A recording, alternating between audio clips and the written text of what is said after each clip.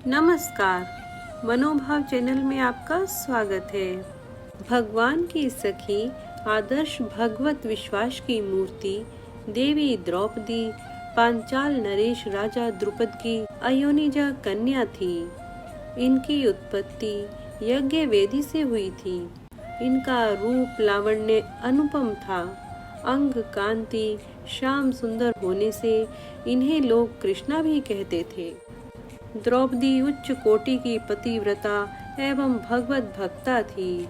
इनकी भगवान कृष्ण के चरणों में अविचल प्रीति थी।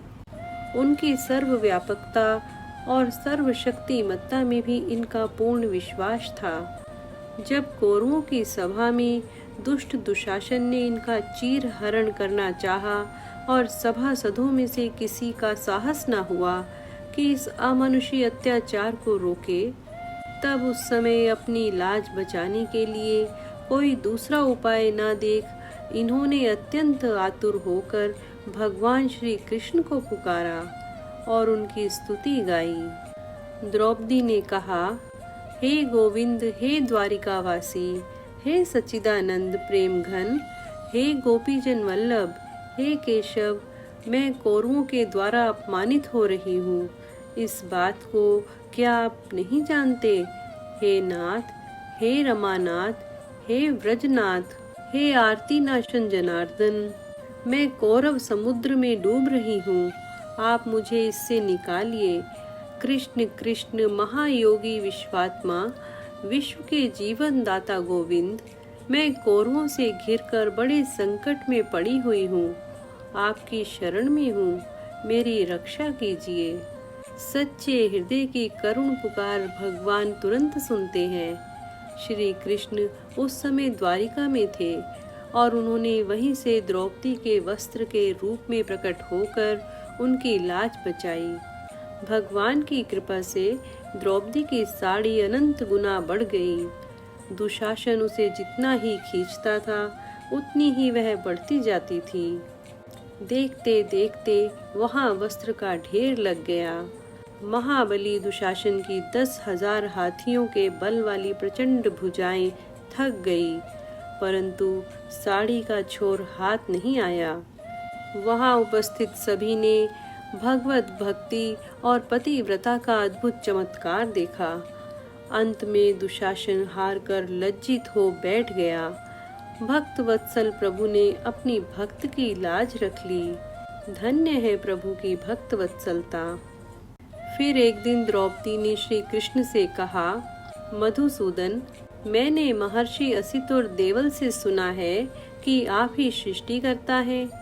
परशुराम जी ने बताया था कि आप साक्षात अपराजित विष्णु हैं। आप ही यज्ञ, ऋषि, देवता तथा पंचभूत स्वरूप हैं। जगत आपके एक अंश में स्थित है।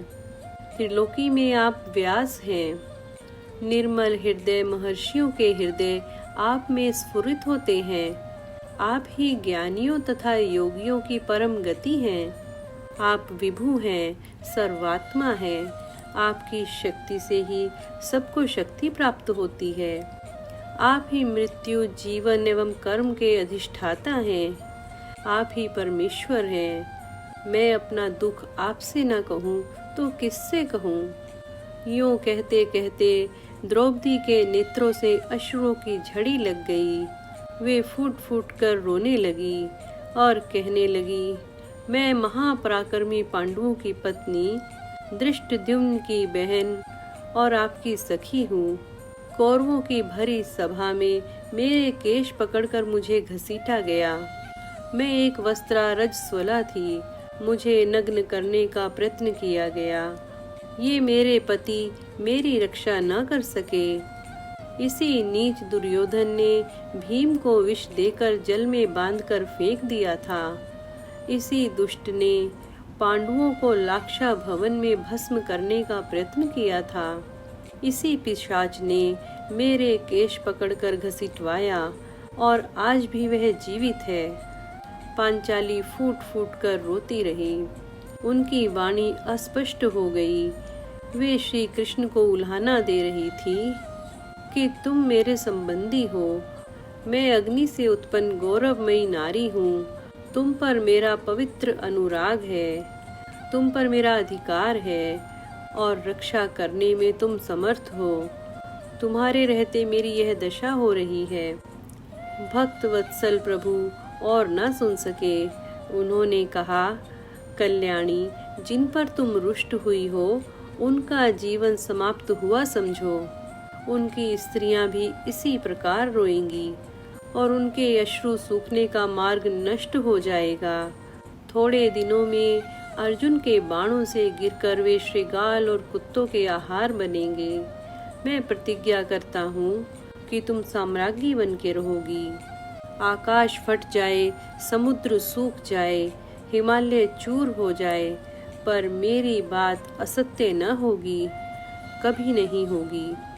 द्रौपदी का पातिव्रत तेज तो अपूर्व था ही। जिस किसी ने भी इनके साथ छेड़छाड़ की उसी को प्राणों से हाथ धोने पड़े।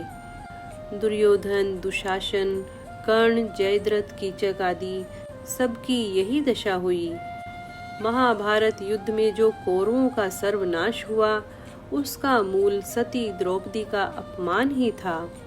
इस प्रकार पांचाल नरेश द्रुपद की पुत्री द्रौपदी और पांडवों की कुलवधु के साथ भरी सभा में जो अभद्रता हुई और जो इस अधर्म में मूक दर्शक बने, उन सभी को उसका दंड भोगना पड़ा। चलिए जान लेते हैं द्रौपदी के अपमान के लिए किसको किस प्रकार का दंड भोगना पड़ा। दुर्योधन जैसे क्रूर ने उस अबला स्त्री को दिखाकर अपनी जंघा ठोकी थी तो उसकी जंघा तोड़ी गई। दुशासन ने छाती ठोकी तो उसकी छाती फाड़ दी गई। महारथी कर्ण ने एक असहाय स्त्री के अपमान का समर्थन किया तो श्री कृष्ण ने असहाय दशा में ही उसका वध करवाया। भीष्म ने यदि प्रतिज्ञा में बंधकर एक स्त्री के अपमान को देखने और सहन करने का पाप किया तो असंख्य तीरों में बिंधकर अपने पूरे कुल को एक एक कर मरते हुए भी देखा। कोई भी बुजुर्ग अपने सामने अपने बच्चों को मरते देखना नहीं चाहता, पर भीष्म अपने सामने 4 पीढ़ियों को मरते देखते रहे। जब तक सब देख नहीं लिया तब तक मर भी न सके।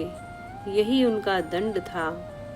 धृतराष्ट्र का दोष था पुत्र मोह, तो 100 पुत्रों के शव को कंधा देने का दंड मिला उन्हें। 100 हाथियों के बराबर बल वाला धृतराष्ट्र सिवाय रोने के और कुछ नहीं कर सका। दंड केवल कौरव दल को ही नहीं मिला, दंड पांडवों को भी मिला।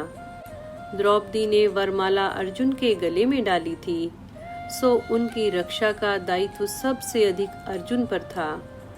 अर्जुन यदि चुपचाप उनका अपमान देखते रहे तो सबसे कठोर दंड भी उन्हीं को मिला। अर्जुन पितामह भीष्म को सबसे अधिक प्रेम करते थे, तो कृष्ण ने उन्हीं के हाथों पितामह को निर्मम मृत्यु दिलाई। अर्जुन रोते रहे पर तीर चलाते रहे। क्या लगता है अपने ही हाथों अपने अभिभावकों भाइयों की हत्या करने की ग्लानि से अर्जुन कभी मुक्त हुए होंगे क्या? नहीं, वे जीवन भर तड़पे होंगे। यही उनका दंड था। युधिष्ठिर ने स्त्री को दांव पर लगाया तो उन्हें भी दंड मिला। कठिन से कठिन परिस्थितियों में भी सत्य और धर्म का साथ नहीं छोड़ने वाले युधिष्ठिर ने युद्ध भूमि में झूठ बोला और उसी झूठ के कारण उनके गुरु की हत्या हुई। यह एक झूठ उनके सारे सत्यों पर भारी रहा। धर्मराज के लिए इससे बड़ा दंड क्या होगा? दुर्योधन को गदा युद्ध सिखाया था स्वयं बलराम जी ने। एक अधर्मी को गदा युद्ध की शिक्षा देने का दंड बलराम जी को भी मिला। उनके सामने उनके प्रिय दुर्योधन का वध हुआ और वे चाहकर भी कुछ न कर सके। उस युग में 2 योद्धा ऐसे थे जो अकेले सबको दंड दे सकते थे। पहले कृष्ण और दूसरे बर्बरीक।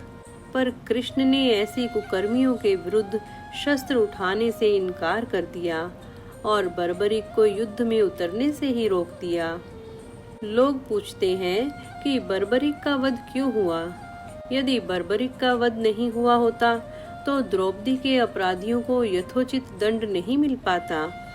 कृष्ण युद्ध भूमि में विजय और पराजय तय करने के लिए नहीं उतरे थे। कृष्ण कृष्णा के अपराधियों को दंड दिलाने के लिए उतरे थे। कुछ लोगों ने कर्ण का बड़ा महिमा मंडन किया है, पर सुनिए, कर्ण कितना भी बड़ा योद्धा क्यों ना हो, कितना भी बड़ा दानी क्यों ना रहा हो, एक स्त्री के वस्त्र हरण में सहयोग का पाप इतना बड़ा है कि उसके समक्ष सारे पुण्य छोटे पड़ जाएंगे। द्रौपदी के अपमान में किए गए सहयोग ने यह सिद्ध कर दिया कि वह महानीच व्यक्ति था और उसका वध ही धर्म था। स्त्री कोई वस्तु नहीं कि उसे दांव पर लगाया जाए। कृष्ण के युग में 2 स्त्रियों को बाल से पकड़कर घसीटा गया। देवकी मैया के बाल पकड़े कंस ने और द्रौपदी के बाल पकड़े दुशासन ने। श्री कृष्ण ने स्वयं दोनों के अपराधियों का समूल नाश किया। किसी स्त्री के अपमान का दंड अपराधी के समूल नाश से ही पूरा होता है, भले वह अपराधी विश्व का सबसे शक्तिशाली व्यक्ति ही क्यों ना हो। इसलिए सावधान हो जाएं वे सभी जो स्त्रियों के साथ अभद्रता करते हैं। उनका दंड इससे भी भयावह होगा, क्योंकि भगवान कृष्ण ने गीता में कहा है, यदा यदा हि धर्मस्य ग्लानिर्भवति भारत अभ्युत्थानम् अधर्मस्य तदात्मानं सृजाम्यहम् परित्राणाय साधूनां विनाशाय च दुष्कृतां धर्म संस्थापनार्थाय संभवामि युगे युगे।